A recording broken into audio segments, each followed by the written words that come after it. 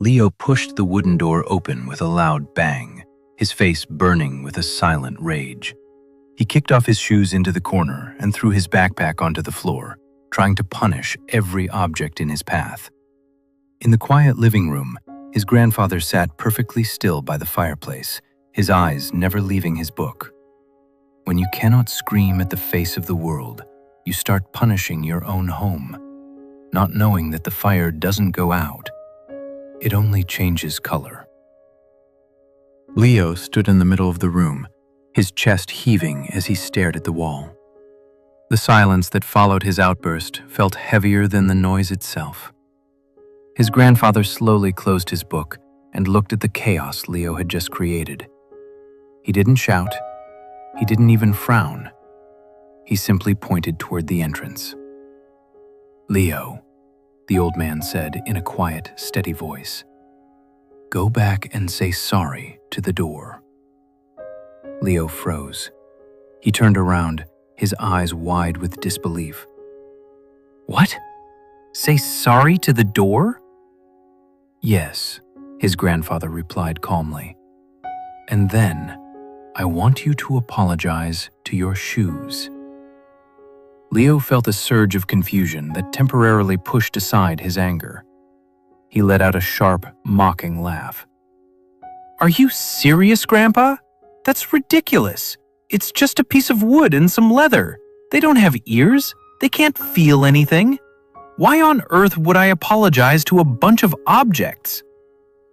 He waited for a lecture on being polite, but his grandfather just stood there, waiting. The silence grew.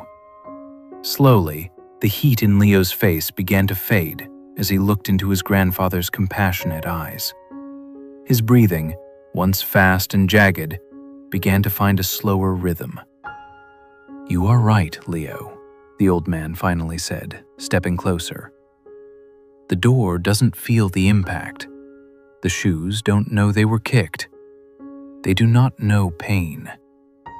But your heart does."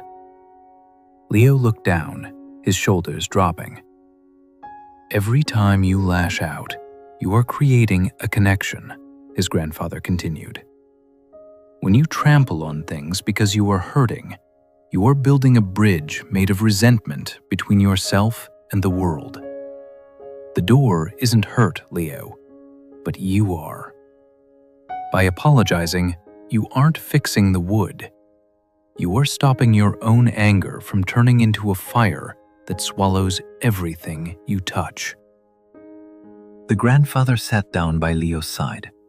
The fire in the hearth crackled, mirroring the cooling heat in the boy's chest. "Leo," he said softly, "inside every human being, there is a volcano. Your anger, it is like magma. It is hot, powerful, and full of life's energy." Leo looked at the fire, listening. "If the volcano erupts without control," the old man continued, "it destroys everything. The houses, the trees, the people we love. That is what happens when we shout or break things. But because we are afraid of that destruction, many of us do something even more dangerous. We try to swallow the fire. We seal the top of the volcano and force the magma to stay inside, hoping it will just disappear." He paused, letting the silence settle between them. "But magma never just vanishes.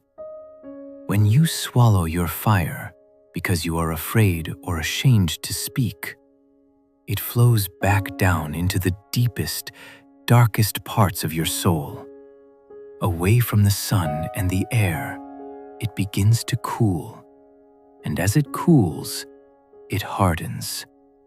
It turns into heavy, black stone. It turns into cold ash." The grandfather placed a gentle hand over Leo's heart. "That heaviness you feel right now? That hollow ache that makes you want to cry even though you were just shouting? That is not a mystery. Those are the stones of the fire you swallowed yesterday and the day before. This is what we call sadness. Leo felt a lump in his throat. He finally understood why, after every big fight he tried to hide, he felt so tired and empty. Sadness, the grandfather whispered, is simply the ghost of an anger that was never allowed to breathe. When we don't learn how to let our fire flow safely, we end up carrying a mountain of stone inside our hearts. We become heavy. We become cold. We lose our light because we are too busy carrying the weight of our own frozen fire. Leo stood up slowly and walked back to the door he had slammed just moments before. He reached out and placed his palm against the cool, dark wood. The room was silent. "I'm sorry," he whispered. He didn't say it because the door needed to hear it. He said it because he needed to hear it. In that moment, he felt a thin, invisible wire of violence inside his mind finally snap. He was no longer a prisoner to the impulse to destroy. His grandfather watched him with a small, knowing smile. "That, Leo, is the power of water." Leo turned back, confused. "Water?" "Yes," the old man said softly. "When fire meets fire, the whole world burns. When fire meets ice, it creates a suffocating fog. But when fire meets water, it finally finds its rest. Water is the courage to be honest about your pain without turning it into a weapon. It is the act of forgiveness, not just for others, but for yourself." He stood up and walked toward the window. "It is okay to feel angry, Leo. Anger is a part of being human. It tells you when something is unfair. But you must never let it become the master of your house. If you don't speak your fire when it is hot, it will surely turn into the heavy stones of sadness when it grows cold."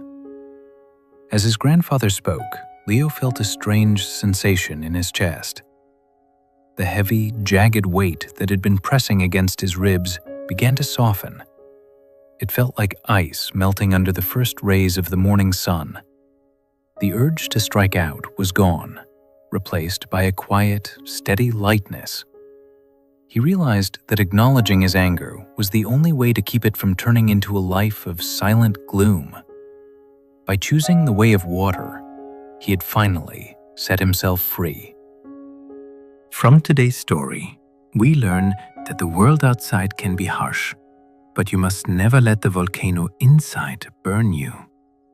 When we learn to embrace our anger with compassion, we prevent the heavy stones of sadness from taking root. If you are carrying a heavy burden today, leave a red heart in the comments to let it go. Share this video with someone who is going through a difficult time. Keep your soul warm, but do not let it catch fire. Stay calm and find your peace.